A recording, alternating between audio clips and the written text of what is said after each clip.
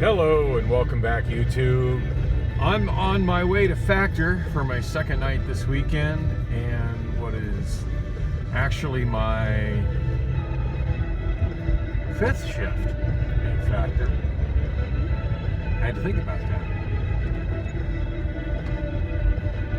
Yeah, fifth shift at Factor, second shift at Factor with WorkWhile. Hopefully third shift in production.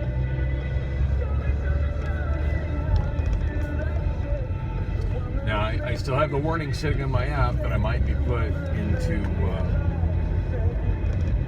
sanitation. And while I realize there's a chance of that, I feel like I've made enough of an impact just in the 2 days that I've worked over in fulfillment that I feel they'll want to keep me in fulfillment. Oh my gosh, there's somebody working for Lime. I totally want to ask him that questions, but he don't look like he's in any mood to answer questions, and I don't have time for it. I still miss working for Lime. That was something I enjoyed a lot. But yeah, I just saw a guy walk up right there in the corner. I'm not sure if my video caught it or not, but he was in a big white van, big white panel van, and he stepped forward, scanned the scooter on that corner, and seemed to be walking away from it. So I'm not sure what he was doing. Doing some kind of routine check on it. I can't say anything more than that. I don't know if he's some kind of contractor or if he works for Lime or what. I don't know anything about how Lime operates at this point, but I sure wish I did. Not that I don't have enough on my plate right now, but I miss being a part of Lime.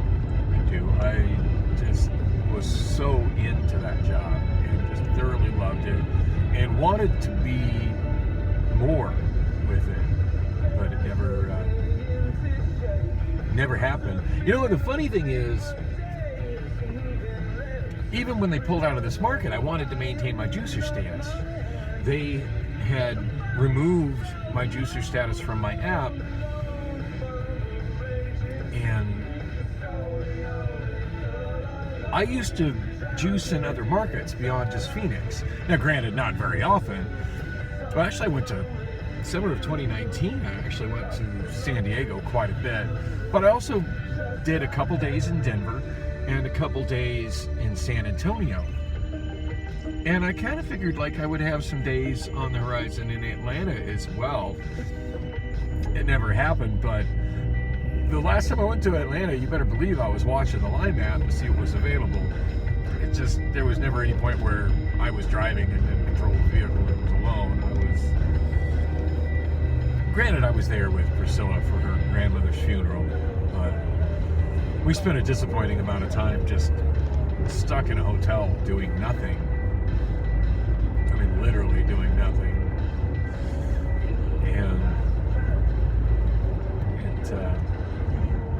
And I would have loved to have spent that time off in a vehicle just moving Lime scooters around.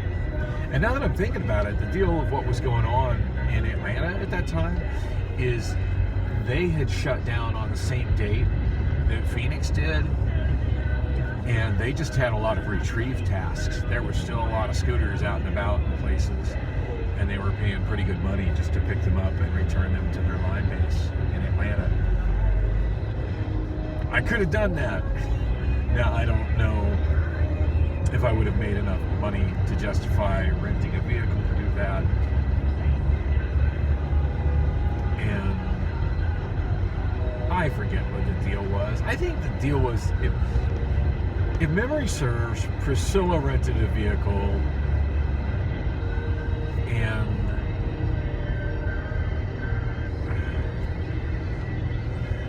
I'm not sure if she did or not. That was so long ago. Now that I'm thinking about it, I don't think she did. I think her brother Al picked us up, took us to our hotel, dropped us at our hotel. We were pretty much stranded at the hotel until he came and picked us up and brought us into Atlanta for the funeral. And then later we went back to his place, and then later we went back to the hotel. I don't recall us ever like going out to do anything fun on that trip.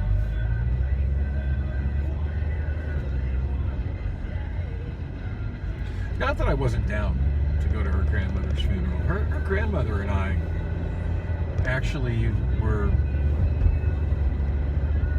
close in our own kind of odd way. And her grandmother was in later stages of Alzheimer's, and it's kind of hard to really have a relationship with a person like that. They didn't know you before their Alzheimer's set in, but it's another instance where Phoenix drivers can't figure out how a hawk works. And it makes sense in this neighborhood because the signs are written in English, and I would imagine a bunch of the drivers in this area can't read English. My issue is I can't really focus on the small print on the signs anymore. But I know what they say. I know how those lights work. Anyway, I looked at my traffic app on way out, and this is still better than being stuck in traffic. Even though I'm worried it's going to make me a little bit late. I was assuming, and not a safe assumption, but I was assuming that I would be dealing with the same, just hop on the freeway and haul ass all the way to Litchfield Road that I had yesterday, and yeah, not the case. Showed traffic pretty heavy from about 36th Street all the way into the mini stack on the 202. So I'm taking McDowell to 16th Street, and from 16th Street I should be able to get on the I-10 and be just fine all the way to Litchfield Road. So as I was saying, yeah, for a person that I met after she was already suffering from Alzheimer's, she seemed to always recognize me, always had a very joyous reaction when she saw me, and would ask me questions and would share stories with me. And I mean, what more can one expect from a relationship with a person that's in their 90s and already has Alzheimer's? I really treasured the time that I spent with her, and so yeah, I was all about being at her funeral, even though I definitely got some side-eye from Black extended family. It was like, why is there a white guy here? Like, because I probably visited her more in the last few years than y'all have. She remembered my name in spite of having Alzheimer's, and I called her Grandma. Enough said.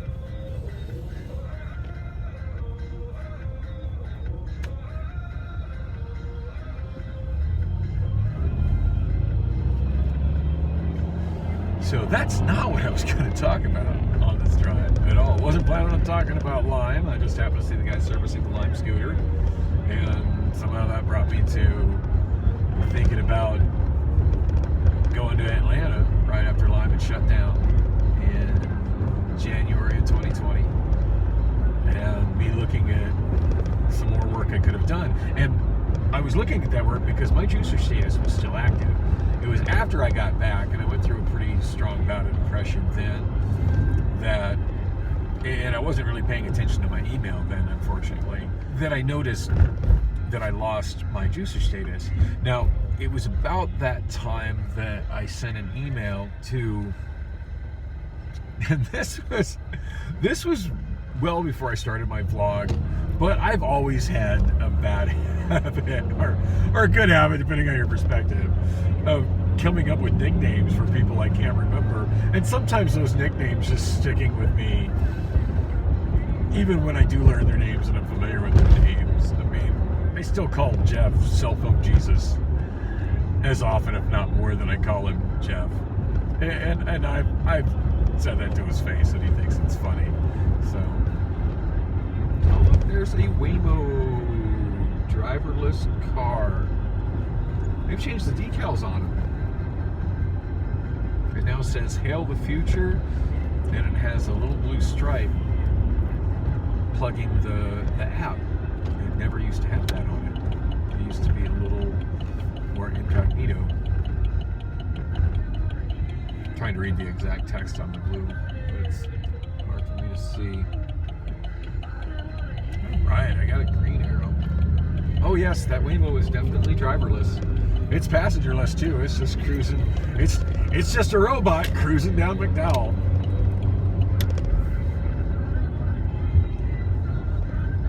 For all the people online that are talking about how, oh yeah, driverless cars they're far off in the future. That technology is not there yet. No, that technology is not where you are yet. Technology is very much here in Phoenix and has been for a while. It's not unusual. Not only is it not unusual for me to see a Waymo when I'm driving, it is unusual for me to drive anywhere around Central Phoenix and not see a Waymo on my commute. In fact, they still like camping on 46th Street, southbound, parallel parked on the sidewalk approaching Home Lane.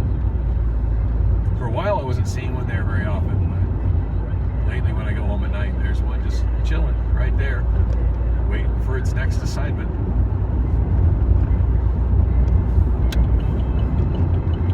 And contrary to some comments that I've seen posted, and also a news article that I saw from a local newscaster regarding people who were bothered by Waymos posting up in their neighborhood, parallel parked on streets. They don't idle. They're electric vehicles. Electric vehicles do not idle.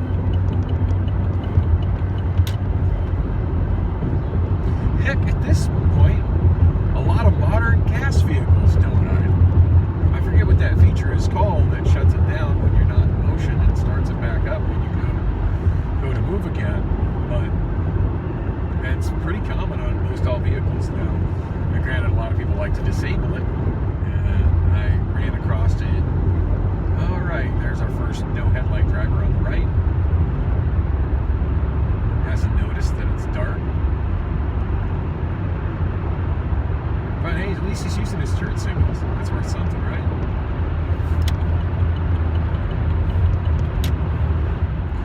And there was a raging debate going on as to whether or not that was a good feature and whether it had any benefits, whether it was good for cars, bad for cars, etc. And the short video was of somebody hitting the start button on a Mercedes. I believe it was a Mercedes. And then hitting the button to disable that feature, which happened to be located directly above the start button. I've never owned a vehicle that does that. I do occasionally drive vehicles at work that do that, but I rarely am stopped in them long enough to experience the feature. Generally speaking, I get in a vehicle at work, I start it up, I drive where it's going, and I shut it down.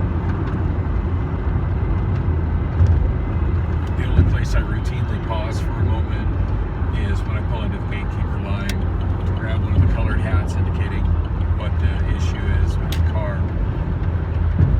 And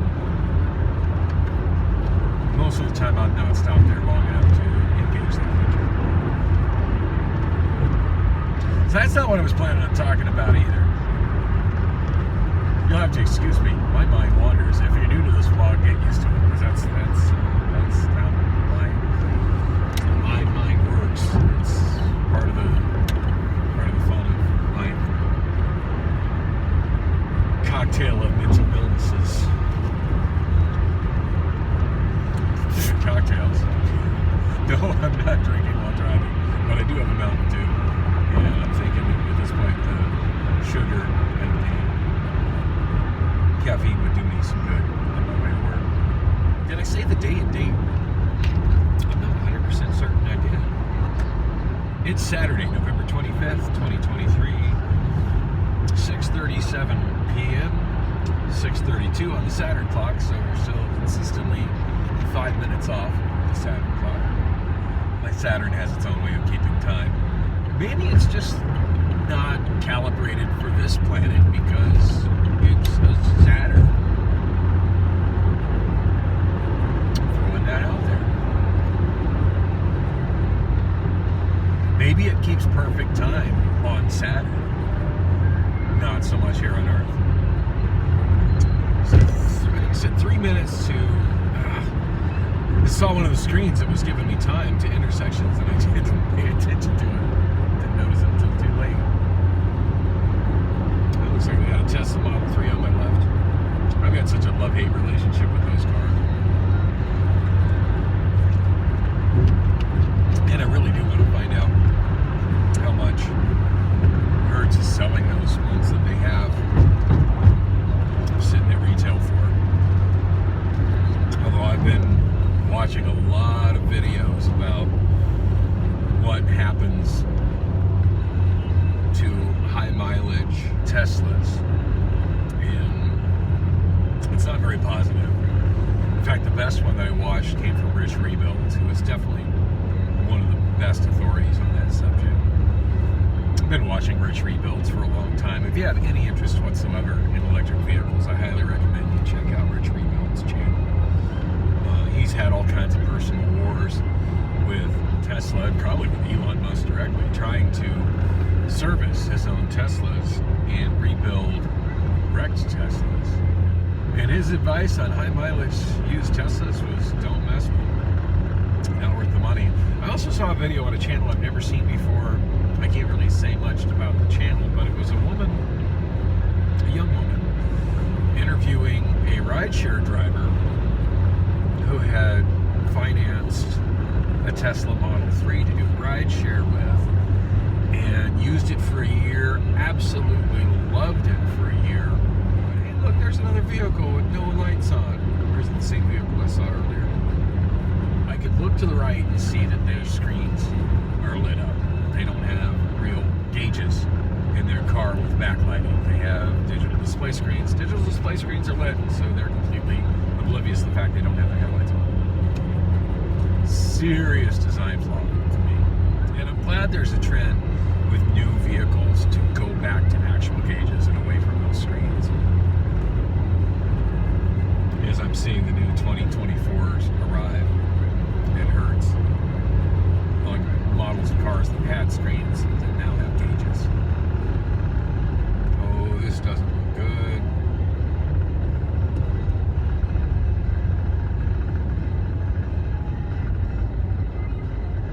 I'm still good time-wise,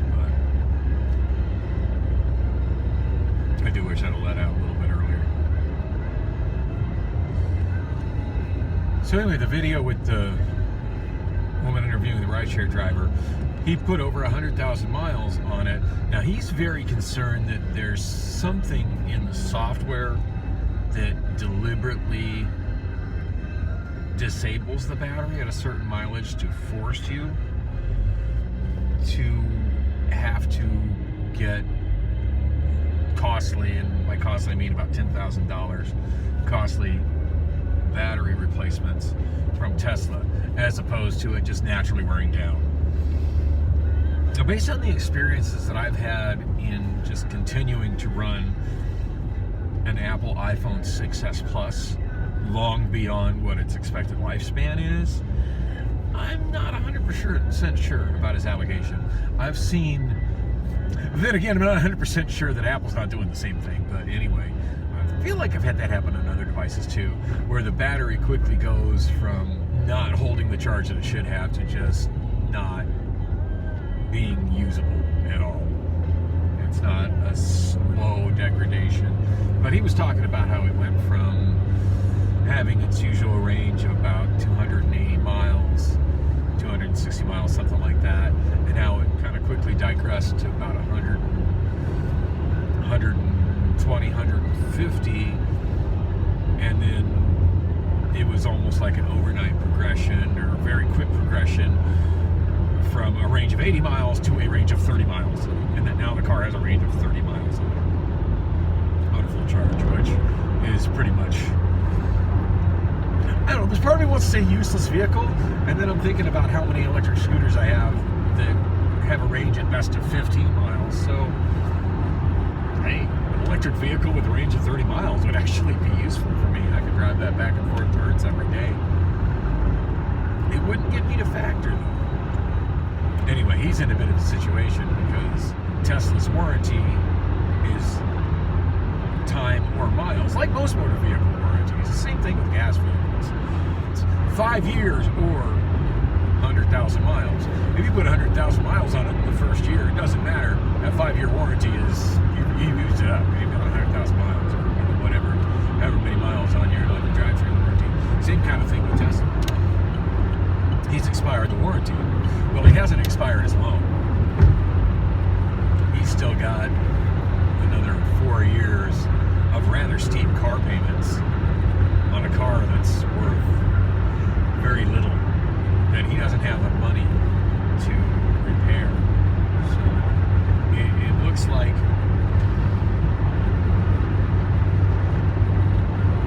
that's just something you need to budget for. That was fascinating to me.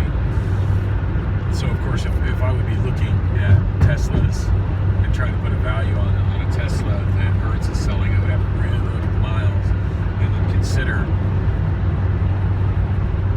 how many more miles until this battery is going to be replaced, and realizing that battery replacement is going to be about $10,000, and I'm not going to be able to have Rob do it and just pay him a couple $100 every month until I pay him off. So something to think about as I just continue to put more and more miles on my old Saturn. One of these days I really need to replace the display in the dashboard so I can actually see what my odometer is. Now this vehicle does have an electric odometer. Alright, we got somebody moving in and out of traffic with on-signals light changes. Nice Mustang. Sorry about your Venus. I am so not fond of the new Ford Mustangs, and I drive them all the time. It's very rare that I go more than a couple hours without having to move one of those for Hertz. Wow, that maneuver didn't really get him. No, he didn't get rimmed, particularly in front of me, but the vehicle that he had to zip around is now passing him. Compensating person in Mustang solution, pass on the right. Hey, at least he's using his signal system. That's worth something. Okay, I'm in Avondale Boulevard. Yikes, I'm almost to work. That's a good thing. 6:41 on the clock, which means it's actually 6:46. So I'm at the time I can clock in. By the way, I had trouble clocking in last night. Just my phone's, obviously the resource usage of WorkWhile is significantly higher than that of Winolo, and I'm also out of data on Obama Phone 5. So yeah, it was very problematic getting logged in and also getting in past the security gate. In fact, somebody else ended up handing me his phone and using his code to get in. I was worried that would be an issue with security, but security was right there and watched it happen. So another thing that I saw last night that was pretty interesting is I saw the Winolo rep, and I did not talk to her. I kind of wanted to, but I did not talk to her, and it looked to me like she was going in there to work as a contract worker for WorkWhile. I could be wrong, but it really seemed like that's what was happening. And the WorkWhile rep, once again, was the I want to say trans, but I just see a cross-dresser. That dude's voice is as deep as mine. He doesn't present as a woman to me. Sorry, I just see a cross-dresser. The other thing I see, which is kind of problematic, is that HelloFresh is all about you can't have any kind of fake nails. And this guy's got big, long, fake nails on his giant man hands. I'm surprised they make fake nails that large. I'm trying to badmouth him, or whatever.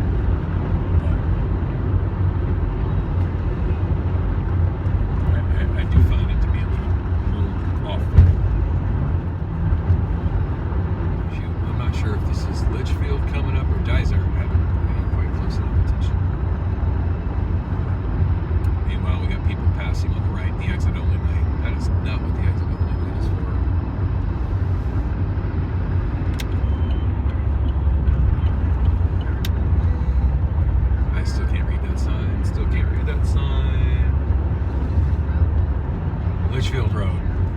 Oh, it's unnerving how close I have to be to a sign to read it now.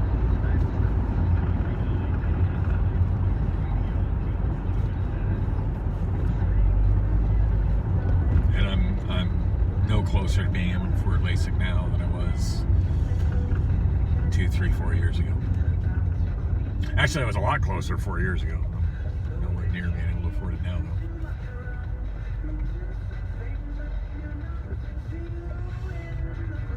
I love how many deep tracks KWSS plays. Rubaiyat Cab for Cutie.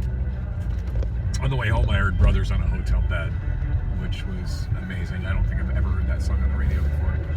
I also heard The Nails, 88 lines, about 44 women on the way home this morning.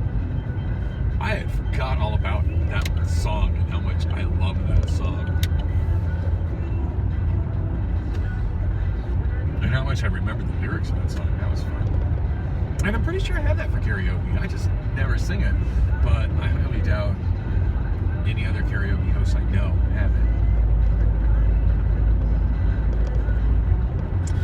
So many things I wanted to talk about on the way to Factor.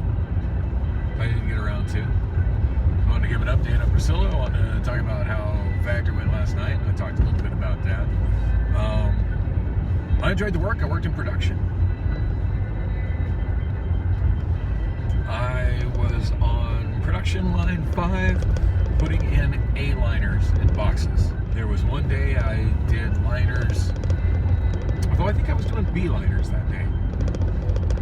The A-liner is the first piece of the liner that goes in, covers the bottom of the box and the back side of the box, and then folds over the top of the box. The B-liner is the one that is a single piece that wraps around the fronts and the sides. Although I put in my share of B-liners yesterday, because the guy that was doing B-liners took 6 bathroom breaks. In a 10-hour shift, I took 1. And his bathroom breaks were long breaks. I highly doubt he was using the bathroom on all of them anyway. Now, the line across from me, a couple of the guys that were doing liners, I heard from my friend, I forget his name. It's obviously, from his accent, an Eastern European immigrant. Really cool guy. He lives around 43rd and McDowell, and both days that I've worked, I've given him a ride home, and I told him I'd give him a ride home tonight. Same thing, he was working through Winolo, and now he's working through Workwhile.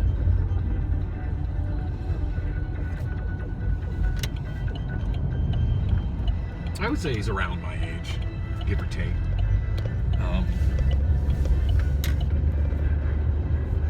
But he said that he heard them getting chewed out because they were doing the same thing. They kept disappearing and taking extended bathroom breaks. And I guess they were told that they were not welcome back at HelloFresh. Well, Factor, a division of HelloFresh.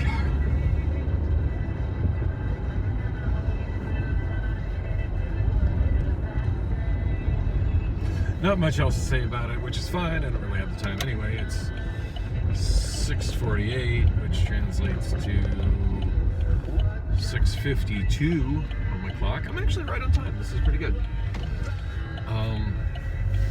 I guess I can sum up what happened with Priscilla. If you listened this long, I think you want an update on that. Otherwise, you'd went to a different video by now. She did text me yesterday in the afternoon, asked if I was coming to her place after she got off work. I didn't even text her until I was in the break room here waiting to start my... Like, I'd already clocked in, but I was just kind of waiting for them to decide where the contract workers were going and stuff. And at that point, I just replied the word, nope.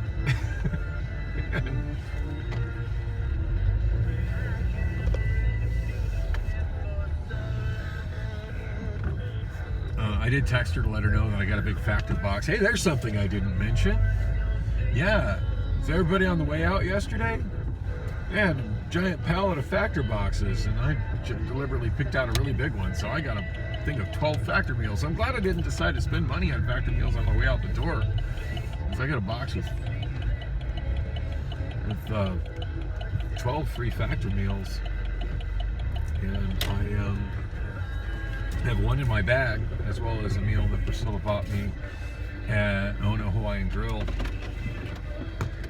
The long story short, because I need to go to work right now, she showed up at my door at about 4:20-ish with food, and